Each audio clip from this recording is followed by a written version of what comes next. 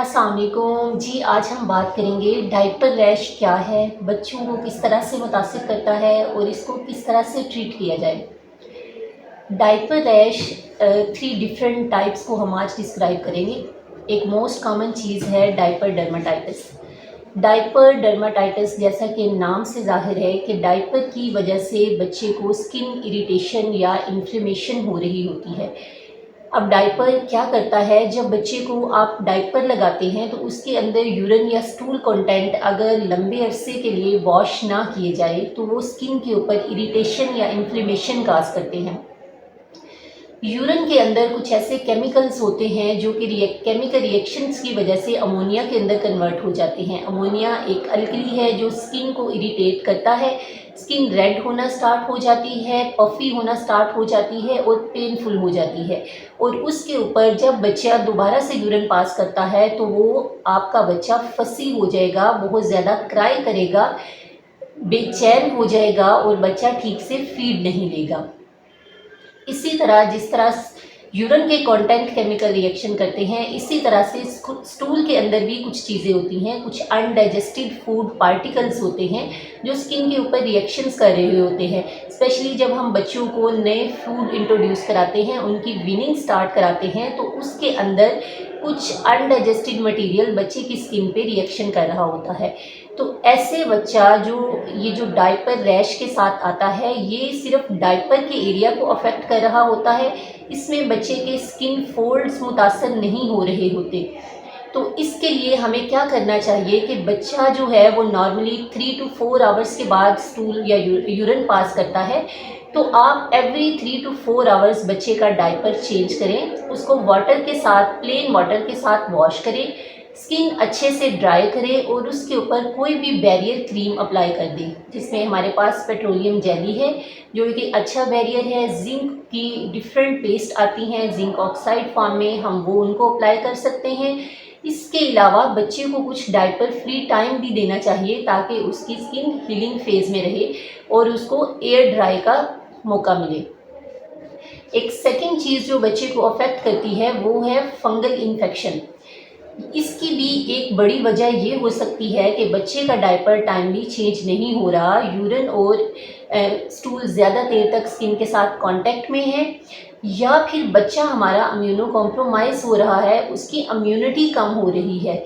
वो किस वजह से हो सकती है? हो सकता है कि बच्चे की इम्यूनिटी का कोई इशू चल रहा हो, हमारा बच्चा एंटीबायोटिक यूज़ कर रहा है, या वो मदर फीड पे है, मदर एंटीबायोटिक यूज़ कर रही है जो स्किन के फ्लोरा को यूजुअली ख़त्म कर देती है, जो हेल्दी बैक्टीरिया होते हैं, या बच्चे को ऑलरेडी डायपर डर्माटाइटिस हुआ है और उसके ऊपर फंगल इन्फेक्शन हो गया है। अब ये चीज़ फंगल इन्फेक्शन जो है, इसको हमने डायपर डर्माटाइटिस से कैसे अलहदा करना है या किस तरह से डिफरेंस है, ये यूजुअली बच्चे की स्किन फोल्ड्स या उसकी एक्सट्रीमिटीज़ या उसके ग्रोइंस को अफेक्ट कर रहा होता है। इसमें भी स्किन रेड हो जाती है, लेकिन छोटे छोटे से रेड दाने स्किन के ऊपर बन जाते हैं। स्किन की पेनफुल होना स्टार्ट हो जाती है, बच्चे को बर्निंग होना स्टार्ट हो जाती है, बच्चा हमारा इरिटेट होगा, बेचैन होगा, फीड नहीं लेगा और बहुत ज़्यादा रोएगा। अब इसके लिए आप कोशिश करें कि घर में ट्रीटमेंट ना करें, किसी डॉक्टर साहब को दिखाएं या उनकी प्रेस्क्रिप्शन के मुताबिक एंटी फंगल क्रीम हमें अप्लाई करनी पड़ती हैं। एक थर्ड चीज़ जो हमारे पास डायपर रैश के साथ आते हैं वो है एलर्जिक या सिबोरिक डर्माटाइटिस। कुछ बच्चे जो सेंसिटिव या स्किन एलर्जीज के साथ होते हैं, उन बच्चों को इनिशियल 2 to 3 मंथ्स के अंदर सिबोरिक डर्माटाइटिस हो सकता है। अब इस जो सिबोरिया होता है, ये बच्चे को डायपर एरिया के अलावा उसकी स्कैल्प को मुतासर कर सकता है, उसकी नेक पे उसकी लीयंस हो सकती हैं। इसमें क्या होता है कि स्किन रेड होने के साथ साथ उसके ऊपर छोटे छोटे ग्रे स्केल आना स्टार्ट हो जाते हैं। ऐसे बच्चे को अगर आप देखेंगे तो उसके सर के ऊपर भी खुश्की या वो स्केल्स आना स्टार्ट हो जाते हैं, जिसको हम क्रेडल कैप बोलते हैं। अब इसके लिए हमें थोड़े से बच्चे को स्टीरॉयड देने पड़ते हैं टॉपिकली अप्लाई करके, कि उसकी स्किन जो है उसके ऊपर हम माइल्ड से स्टीरॉयड लगाते हैं और उसको किसी मिनरल ऑयल की मदद से उन स्केल्स को रिमूव करते हैं। वैसे तो जो एलर्जी के स्किन डर्माटाइटिस होते हैं ये खुद भी कुछ अरसे के बाद रिजॉल्व होना स्टार्ट हो जाते हैं।